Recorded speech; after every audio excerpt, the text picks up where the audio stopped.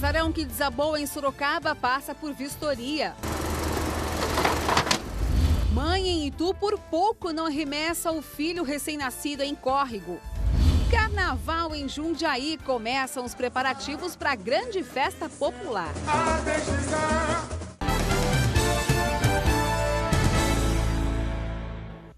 Olá, boa noite. O fim de semana registrou vários acidentes de carro na região. Em Jundiaí, um carro no centro da cidade causou a morte de uma pessoa. De acordo com a polícia, o homem de 27 anos perdeu o controle e capotou. Outras 3 pessoas que também estavam no veículo ficaram levemente feridas e foram socorridas ao Hospital São Vicente de Paulo e em seguida liberadas. Em Ibiúna, um outro grave acidente foi registrado. Desta vez, entre 2 carros da rodovia Bom Giro Nacal, deixou 4 pessoas feridas. 2 das pessoas envolvidas no acidente ficaram presas às ferragens. As vítimas foram levadas ao pronto-socorro de Ibiúna, uma delas em estado grave. Já hoje pela manhã, na estrada da Convenção, que liga Salto a Itu, 5 pessoas ficaram feridas. Segundo a polícia, a motorista de um carro tentou desviar de um pedestre e invadiu a pista contrária e bateu de frente com o veículo. O pedestre e mais 4 pessoas, entre elas uma grávida, tiveram ferimentos leves. Todos foram atendidos no pronto-socorro de Itu. E em Sorocaba, um carro capotou na Avenida São Paulo. De acordo com testemunhas, a motorista passou no sinal vermelho e foi atingida pelo outro veículo. Ninguém ficou ferido. Uma criança recém-nascida por pouco não foi arremessada pela própria mãe em um córrego na cidade de Itu. O pai do bebê estava presente e não fez nada para evitar a ação da namorada. Vejam. A imagem da chupeta do bebê no córrego dá uma noção do que aconteceu após uma discussão entre o casal de namorados. A mãe da criança ameaçou jogar o próprio filho, de apenas 20 dias, neste local que fica na Vila Bandeirantes, em Itu. Para evitar a queda de aproximadamente 5 metros do recém-nascido, vizinhos tiveram que interferir. Perguntei para ela o que ela estava fazendo, que ela estava ficando louca de jogar criança no rio. Daí eu tentei pegar a criança, ela falou que eu ia levar embora. Eu falei assim, não vou levar embora, só me dá ele um pouco. Daí eu sentei na calçada para ter uma garantia que eu não ia sair dali. E fiquei com a criança ali, né, no braço. Daí eu falei, você está pensando em fazer, matar a criança, né? Ela falou assim, não, eu não ia fazer isso, não sei o que, não sei o que. Mas eu vi ela segurando o menino. Os pais da criança foram presos em flagrante. Ao tomarmos conhecimento do fato pelas testemunhas, foi imediatamente dado voz de prisão para a mãe, pela tentativa de jogar a criança no córrego, e ao pai, pelo fato de não ter, em momento algum, tentado evitar a queda da criança. Acredito que a criança iria até a óbito, se caísse aí nas pedras, né? O mais estranho é o fato de ser a própria mãe tentando agredir uma criança, né? Algo aí que até na natureza é difícil a gente visualizar. O recém-nascido foi levado para o Hospital São Camilo e passou por exames. Ele não ficou ferido. De acordo com a delegada responsável pelo caso, a mãe vai responder em liberdade por colocar a vida da criança em risco.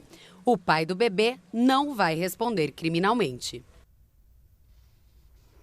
A criança deve ir morar com os avós maternos. A decisão é do Conselho Tutelar de Itu, que foi inteligente, né? Atitude como essa choca a população, principalmente para nós que somos mães. E para entender essa realidade, eu converso agora com a psicóloga Cristiane Araújo. Boa noite, obrigada pela participação no Noticidade. Chamar a atenção do marido de uma forma tão agressiva, a que se deve? Como é que você avalia esse comportamento? Então, é difícil avaliar só por essas informações, mas em geral por uma imaturidade emocional, né? Porque pelo que me disseram, pelo que eu vi, é uma mãe muito jovem. Ser jovem justifica uma atitude como essa? Não, não justifica, mas aumenta a probabilidade de inúmeros transtornos mentais, né, advindos desse estado de extrema fragilidade que é o puerpério pós-gravidez. O planejamento familiar, nesse caso, poderia resolver? Ajudaria bastante. É que geralmente, por serem tão jovens, em geral, não há um planejamento. Agora, algo que chama a atenção, dados da Associação Brasileira de Psiquiatria aponta que 15% das mulheres sofrem de depressão pós-parto. Esse caso, a gente pode entender como depressão pós-parto? Poderia. né? Preciso de mais dados para saber. Mas, pelo que me parece, poderia ser enquadrado sim, não tenho certeza. O bebê tem 20 dias. Sim. No caso de depressão pós-parto, quanto tempo dura? Em geral, é isso mesmo. Nas 2 primeiras semanas pode ser detectado a depressão pós-parto. E a depressão pós-parto dura alguns meses. Então, é possível sim que esse caso possa ser enquadrado. Agora, eu gostaria de rever a reportagem, né? A sonora, a entrevista que dá o policial que atendeu o caso. O mais estranho é o fato de ser a própria mãe tentando agredir uma criança, né? Algo aí que até na natureza é difícil a gente visualizar. Instinto de mãe nessa hora, até o policial, né? Está acostumado com vários tipos de crime. Como é que a gente pode avaliar essa situação? Há um arrependimento, uma depressão pós uma atitude como essa? Em geral, após a depressão, depois que a mãe volta à consciência, existe sim um arrependimento brutal que pode levar a mãe a um sofrimento muito grande. Ela já está, na época da depressão pós-parto, ela já se encontra no momento de extrema tristeza, de extremo sofrimento. Quais são os fatores que a família deve observar para perceber se uma mãe está com sintomas de uma depressão pós-parto? Geralmente esquiva em lidar com o bebê. Então, ela se sente muito cansada, principalmente com os cuidados com o filho, sente dificuldade em pegar o bebê no colo. Mesmo mães que esperam muito durante a gravidez, que gostam da gravidez, acariciam a barriga, logo após o nascimento do filho, às vezes elas se esquivam, né, se afastam do bebê. Ficam tristes, né, mais para baixo. Essa é uma hora importante de procurar ajuda médica. Exatamente. Muito obrigada pela sua participação aqui no Noite Cidade. Eu que agradeço. Flagrante, a Guarda Civil Municipal de Sorocaba gravou o momento em que um suspeito de tráfico atira e depois agride um rapaz na zona norte da cidade. O rapaz alto de camiseta e bermuda é Rodrigo Ferreira de Souza, de 18 anos. A aglomeração na frente da oficina do Saber, na Avenida Itavuvu, chamou a atenção do monitoramento da GM. Rodrigo aparece armado, discute e atira para o lado esquerdo. Logo em seguida, o rapaz dá uma coronhada em outro homem, discute novamente e sai. A câmera segue o Rodrigo até uma casa a poucos metros, onde ele guardava maconha e crack, segundo a polícia. Depois, viaturas da guarda chegam para dar apoio. Ainda sobre essa ocorrência, segundo o boletim, Rodrigo foi preso por porte ilegal de arma e tráfico de drogas. Ele disse que viu um rapaz roubando computadores da oficina do Saber e foi tirar satisfações. A polícia confirma que alguns eletroeletrônicos foram danificados. A Polícia Civil de Itapetininga cumpriu 3 mandados de prisões temporárias. Os 3 suspeitos, entre eles o menor, eram procurados por causa de uma fuga durante uma operação policial no começo do mês. Na época, os suspeitos foram flagrados com metralhadoras na casa onde estavam. Hoje também estavam com 2 metralhadoras, além de poções de cocaína e dinheiro. O menor foi encaminhado à Fundação Casa, os maiores foram levados a uma cadeia da região. Passou por vistoria o terreno do casarão de Sorocaba, que teve queda de parte de uma parede. De acordo com a Defesa Civil, a construção é tombada pelo patrimônio histórico. Durante todo o dia, equipes da Prefeitura e Defesa Civil trabalharam na demolição das paredes laterais da antiga casa. Houve uma rajada de vento muito forte e uma quantidade de chuva razoável. Como não tinha cobertura no imóvel, aí essa parede da fachada veio a ceder. O imóvel estava sem telhado há 10 anos. Com o passar do tempo, a infiltração nas paredes de argila fez a construção desabar. Ao lado, existem outras construções antigas, erguidas com o mesmo material. A fachada desta casa está aparentemente preservada, diferente da parede lateral. Mesmo assim, para o engenheiro da Defesa Civil, as obras são seguras. Caiu a chuva, molhou, excesso de água faz o material dissolver. Então parte dessa parede veio. Quando eles estavam trabalhando, quando estava chovendo, era fácil remover. De ontem para hoje já secou o material e agora estão, como você pode observar, eles estão usando o rompedor para remover a parte da parede. Este comerciante afirma que a residência, tombada pelo patrimônio histórico de Sorocaba, apresenta problemas há mais de um ano. Em janeiro, do ano passado, por causa da chuva também, caiu o telhado, daí foi interditado, pararam, veio um gol da Defesa Civil aqui e colocou escola na parede certinho. Com a queda da construção, a Avenida São Paulo precisou ter um trecho interditado, causando transtornos aos motoristas. Mas não foram só eles que tiveram problemas. O comércio local já começa a contabilizar os prejuízos. Hoje de manhã eu já entrei em contato com a imobiliária e eles estão correndo atrás aí para estar solucionando o problema. Porém, até agora eu estou com o comércio fechado, né? A questão não atrapalha é o trânsito, né? Você não tem acesso para a entrada de veículos no estabelecimento, então isso afeta o faturamento. A parede da frente da casa caiu na tarde de sábado, quando o comércio local estava fechado. Se não fosse isso, outra tragédia poderia ter acontecido em Sorocaba em menos de um mês. Na noite do dia 20 de dezembro, parte da parede da antiga tecelagem caiu sobre 5 carros e uma moto. 7 pessoas morreram, inclusive uma criança. Um homem ficou ferido. Aproximadamente 40 metros de extensão por 10 metros de altura caíram no trecho da rua Comendador George Wetterer. O local está interditado para motoristas e pedestres. Tapumes e escoras foram instalados no antigo prédio. O Ministério Público instaurou inquérito para apurar por que a prefeitura não teria fiscalizado as obras antes da tragédia. A construção do shopping, que havia sido interditada, foi retomada.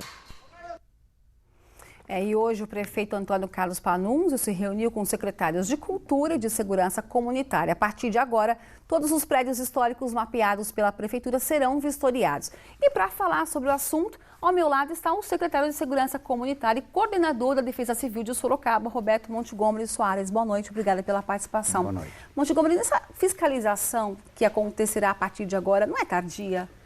Na verdade, agora nós vamos fazer a vistoria desses prédios que foram tombados pelo patrimônio histórico, que são de conhecimento da Secretaria da Cultura, que é quem controla todos esses edifícios que são particulares ou até de competência da Prefeitura. Como disse o promotor na semana passada, quando nós fizemos uma reportagem que completa um mês da tragédia do Ciané, o promotor Jorge Marum, ele afirmou que a prefeitura é de responsabilidade dela a fiscalização, que antecede os problemas, né? Eu volto a perguntar, não deveria ter sido feito antes, tanto um patrimônio como este, como o Ciané? Houve falha? Não houve falha porque o projeto do caso da Ciané, que você se referiu, ele estava aprovado na Secretaria de Habitação, com responsáveis técnicos de engenharia, e eles estavam executando a obra de acordo com o que foi aprovado, o projeto arquitetônico.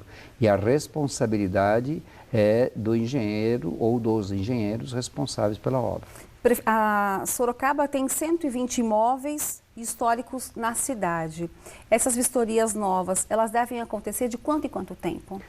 Nós recebemos a orientação do nosso prefeito de que nós teremos que estabelecer uma prioridade. Então, amanhã já iniciaremos em 3 imóveis priorizados pela própria Secretaria da Cultura, que tem condições que geraram né, uma preocupação, e elas serão vistoriados por uma equipe composta por um engenheiro, um agente de fiscalização e um integrante da própria Secretaria de Cultura. Esses prédios históricos têm um IPTU diferenciado? Existe uma legislação com relação a próprios particulares que ela tem uma isenção de IPTU, que o proprietário pode requerer e a prefeitura conceder de acordo com essa legislação. Esse valor pode ser investido na manutenção do prédio, então?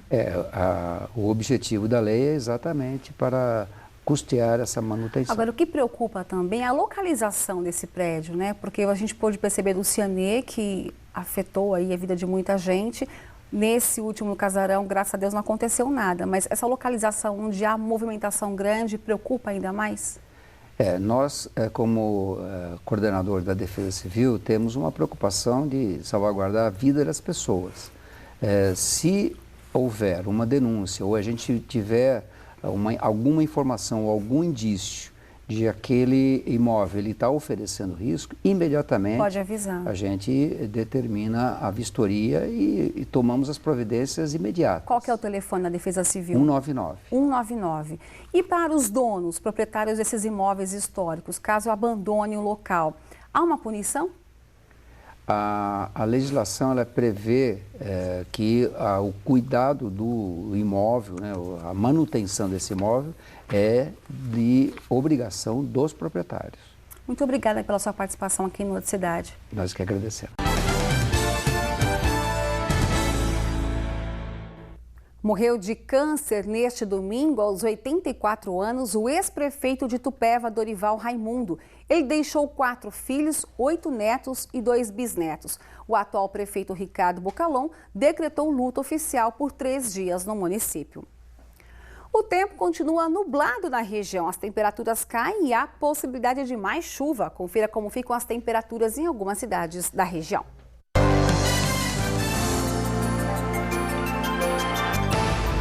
Em Cesário-Lange, a mínima deve ser de 13 graus e a máxima chega aos 22. Mesma mínima prevista para Sorocaba.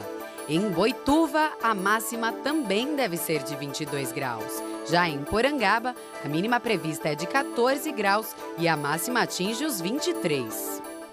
Esporte, está difícil de segurar a equipe LSB. Mais uma vez fora de casa, a equipe de basquete de Sorocaba conseguiu bater o adversário nesse fim de semana. Dessa vez, a vítima foi o paulistano da capital. A liga venceu por 96-94. O time de Sorocaba já está em quadra novamente. Neste momento, enfrenta o Brasília na capital federal. Boa sorte! Carnaval 2013, os preparativos para a festa popular realizada em Jundiaí já começaram. Os troféus expostos na prateleira são o resultado de muitos calos nas mãos e muitas horas de dedicação. Para não fazer feio na avenida, até a presidente desta escola de samba não escapa da preparação das fantasias. A gente vive para isso, na verdade. A vida da gente assim, é aqui. Durmo, acordo já pensando no que eu vou fazer aqui.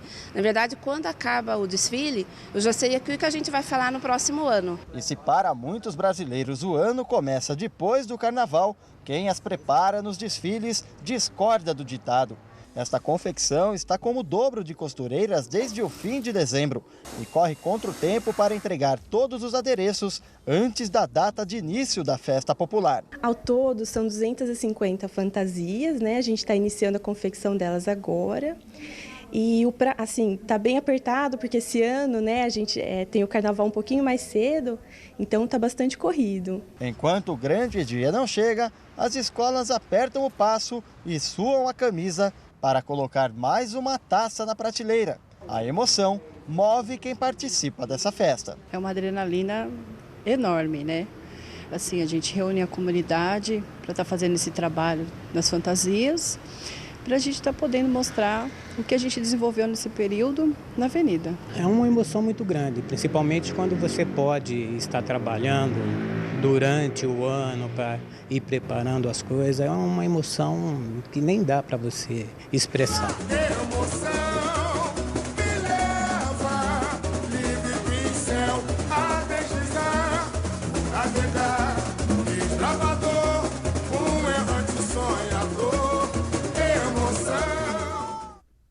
Quem não gosta de um sambinha, né? E os desfiles em Jundiaí vão ser nos dias 8 e 9 de fevereiro. O Noticidade termina aqui. Se você registrar imagens que merecem destaque no seu dia a dia, envie para a nossa produção. Estamos abertos também às sugestões de reportagens do seu município. O nosso e-mail é jornal@tvsorocaba.com.br. Vou repetir, jornal@tvsorocaba.com.br. Uma excelente noite e até amanhã.